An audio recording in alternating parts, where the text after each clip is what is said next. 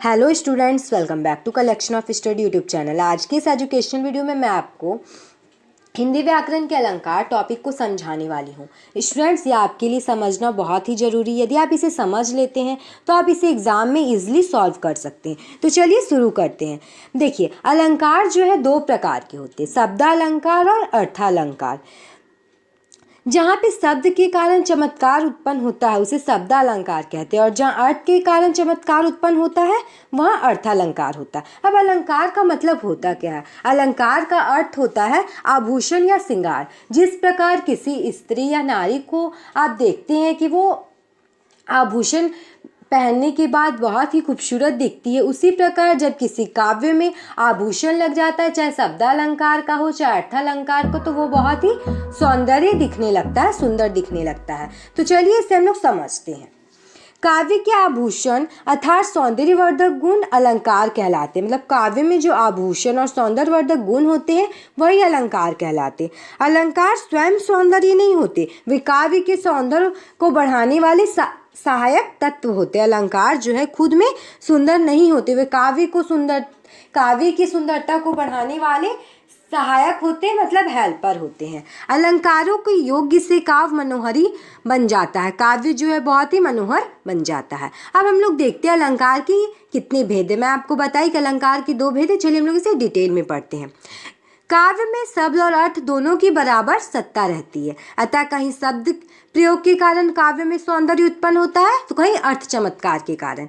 जहाँ शब्द के कारण चमत्कार उत्पन्न होता है वहाँ शब्दालंकार होते हैं। इसके विपरीत जहाँ अर्थ के कारण काव्य में आकर्षण आता है वहाँ अर्थालंकार होते हैं। अब हम लोग उदाहरण देखते हैं, जैसे तरनी तनुजा तट तमाल तरुवर बहु छाए, काली घटा का घमंड घटा। इन दोनों उदाहरण में आप क्या देख रहे हैं कि काव्य में सौंदर्य उत्पन्न हुआ है। यदि पहले वर्ण उदाहरण में तरनी की वजह उसका पर्यायवाची सूर्य, तनुजा की वजह उसका पर्यायवाची पुत्री, तट की जगह उसका पर्यायवाची किनारा रख दे तो काव्य का सारा चमत्कार जाता रहेगा। इसी भांति दूसरी उदाहरण में घटा की पूर्णावृत्ति से ही काव्य में सौंदर्य है। यदि इसकी जगह इसका कोई अन्य पर्यायवाची रख दिया जाए तो सौंदर्य समाप्त हो जाएगा। आशय यह है कि दोनों उदाहरणों में शब्दों के कारण सौंदर्य, शब्दों के कारण ही इसकी सुंदरता बढ़ रही है, अतः इसमें शब्दालंकार है। अब अन्य उदाहरण देखिए, तब तो बहता समय सीला सा जम जाएगा। दूसरा है सिंधु सा विस्तृत और अथाह। इन दोनों उदाहरणों में सीला सा तथा सिंधु सा के अर्थ के कारण चमत्कार उत्पन्न हुआ। यदि इनके स्थान पर क्रमशः चट्टान तथा सागर रख दिया जाए तो भी अर्थ में अधिक अंतर नहीं आएगा, इसलिए यहाँ अर्थालंकारों का प्रयोग हुआ है। अब हम लोग देखते हैं शब्दालंकार। शब्दों में पाए जाने वाले अलंकार अनेक हैं, उनमें से कुछ प्रमुख अलंकार इस प्रकार है। शब्द अलंकार में जो बहुत से अलंकार है उनमें से हम लोग कुछ को पढ़ेंगे, जैसे अनुप्रास, यमक और श्लेष को। तो चलिए सबसे पहले देखते हैं अनुप्रास। जहाँ व्यंजनों की आवृत्ति के कारण काव्य में चमत्कार उत्पन्न होता है वह अनुप्रास अलंकार होता है। हम लोग उदाहरण देखते हैं, तरनी तनुजा तट तमाल तरुवर बहु छाए। यहाँ आप क्या देख रहे हैं?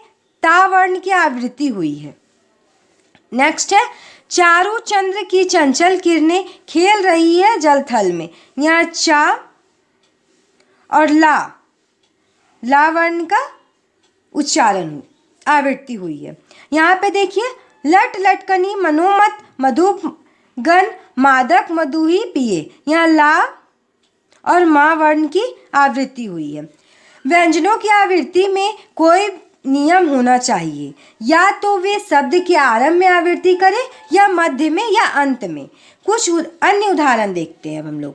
ये यहाँ बहुत से उदाहरण दिए हुए हैं, जैसे विमल वाणी ने वीणा लाई, वाह व्यंजन वर्ण की आवृत्ति हुई है। सेवक सचिव सुमंत बुलाए, शाह व्यंजन वर्ण की आवृत्ति हुई है। अब हम लोग देखते हैं यमक अलंकार। जहाँ एक शब्द बार बार आए किंतु उसका अर्थ बदल जाए वहाँ यमक अलंकार होता है। जैसे उदाहरण, काली घटा का घमंड घटा। यहाँ घटा शब्द दोनों बार भिन्न भिन्न अर्थ में प्रयुक्त हुआ है। पहली बार बादलों के जमघट के लिए तथा दूसरी बार कम हुआ के लिए, अतः यहाँ यमक अलंकार है। नेक्स्ट एग्जाम्पल देखते हैं, करक कनक ते सोगुनी मादकता अधिकाय, वह खाए बौराए जग या पाए बौराए। यहाँ पहले कनक का अर्थ सोना तथा दूसरे कनक का अर्थ धतूरा है। कनक शब्द की आवृत्ति होने के कारण यह यमक अलंकार है। अब हम लोग नेक्स्ट अलंकार देखते हैं, श्लेष अलंकार।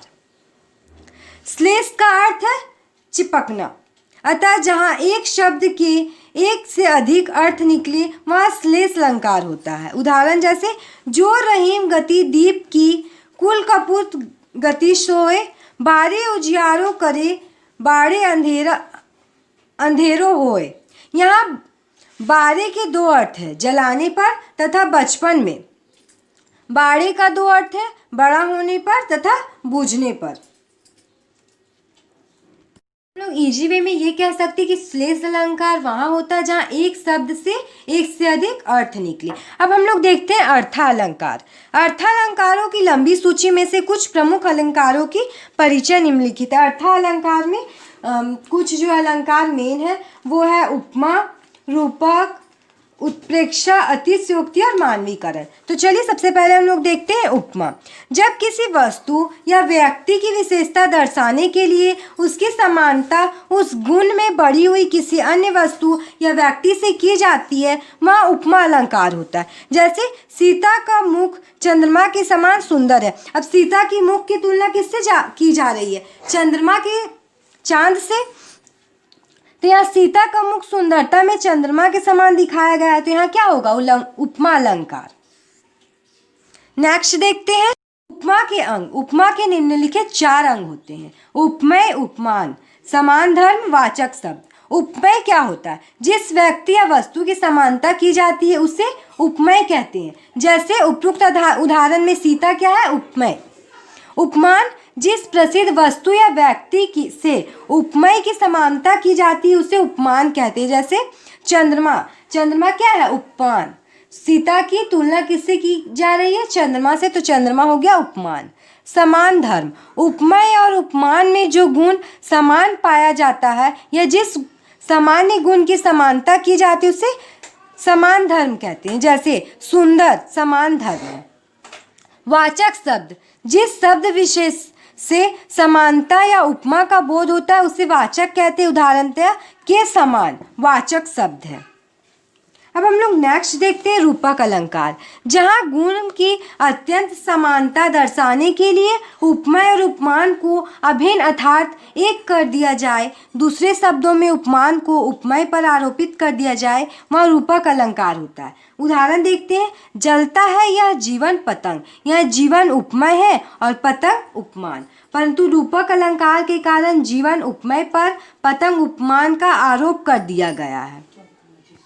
अगर हम लोग इजी वे में रूपक अलंकार को समझें तो हम लोग ये कह सकते हैं कि जब दो शब्दों के बीच योजक चिन्ह का प्रयोग हो तो वह रूपक अलंकार होता है। जैसे यहाँ देखिए जीवन पतंग, जीवन पतंग के बीच योजक चिन्ह का यूज हुआ है तो यह रूपक अलंकार होगा। उसी तरह आप यहाँ पे देख लीजिए चरण कमल, चरण कमल के बीच योजक चिन्ह का यूज हुआ है। सत्यशील, दृढ़, ध्वजा पताका, ध्वजा पताका के बीच योजक चिन्ह का प्रयोग हुआ। अब हम लोग देखते हैं उत्प्रेक्षा अलंकार। जहाँ उपमेय और उपमान की समानता के कारण उपमेय में उपमान की संभावना या कल्पना की जाए वह उत्प्रेक्षा अलंकार होता है। इसका वाचक शब्द है मनु, मानो, जनु, जनहु, जानो, मनु आदि। एक उदाहरण देखिए यहाँ पे आप लोग फर्स्ट उदाहरण, उस काल मारे क्रोध के तनु कांपने उनका लगा, मानो हवा के जोर से सोता हुआ सागर जगा। देखिए यहाँ पे मानो वर्ड आ गया तो हम लोग क्या कह सकते हैं? यहाँ पे उत्प्रेक्षा अलंकार है। उसी तरह देखिए यहाँ पे सोहत ओढ़े पीत पट, श्याम सलोने गात, मनो नील मणि शैल पर अताप परयो प्रभात। देखिए यहाँ पे भी क्या आ रहे हैं? मनुवर्ड, तो यहाँ भी उत्प्रेक्षा अलंकार है। अब हम लोग नेक्स्ट देखते हैं मानवीकरण। जब मानवेतर प्राणियों या जड़ पदार्थों पर मानवीय भावनाओं का आरोप होता है वह मानवीकरण अलंकार होता है। मतलब काव्य में जहाँ जड़ पदार्थ पर मानवीकरण भावनाओं का आरोप किया जाए अर्थात निर्जीव पदार्थों को मानव की तरह करते हुए दिखाया जाता है वहाँ मानवीकरण अलंकार होता है। तो चलिए हम लोग इसका एग्जाम्पल देखते हैं। उषा सुनहले तीर बरसती जय लक्ष्मी सी उदित हुई। यहाँ उषा को सुनहरे तीर बरसाती हुई नायिका के रूप में दिखाया गया है, अतः मानवीकरण अलंकार है। नेक्स्ट हम लोग देखते हैं अतिशयोक्ति अलंकार। जहाँ किसी गुण या स्थिति का बढ़ा चढ़ाकर वर्णन किया जाए वह अतिशयोक्ति अलंकार होता है। जैसे देख लो साकेत नगरी है यहीं, स्वर्ग से मिलने गगन में जा रही। यह साकेत नगरी के ऊंचे भवन को आकाश की ऊंचाई छूते हुए दिखाया गया है। यहाँ अतिशयोक्ति अलंकार है। आप दूसरा उदाहरण भी ले सकते हैं। हनुमान की पूंछ में लगन न पाई आग, लंका सगरी जल गई, गए निशाचर भाग। मतलब स्पष्टीकरण क्या है कि पूंछ में आग लगने से पहले लंका का जलना अतिशयोक्ति है। पूंछ में आग लगी भी नहीं और लंका में आग लग गई, यहाँ अतिशयोक्ति अलंकार है। उदाहरण देख लीजिए। आगे नदियाँ पड़ी अपार, घोड़ा कैसे उतरे पार। राणा ने सोचा इस पार, तब तक चेतक था उस पार। सोचते ही घोड़ा द्वारा नदी को पार करना अतिशयोक्ति है। तो स्टूडेंट्स, इसी के साथ हम लोगों का अलंकार का टॉपिक कंप्लीट हो गया। यदि आपको वीडियो अच्छा लगा तो वीडियो को लाइक कर दीजिए, और यदि आप मेरे चैनल पे नए हैं तो चैनल को सब्सक्राइब करके बेल आइकन को प्रेस करके ऑल पे प्रेस कर लीजिए, क्योंकि मैं आपके लिए ऐसे एजुकेशन वीडियोज़ लाती रहती हूँ। यदि आप व्याकरण में किसी और टॉपिक पर एक्सप्लेनेशन चाहते हैं तो नीचे कमेंट बॉक्स में कमेंट कर दीजिएगा। Thanks for watching.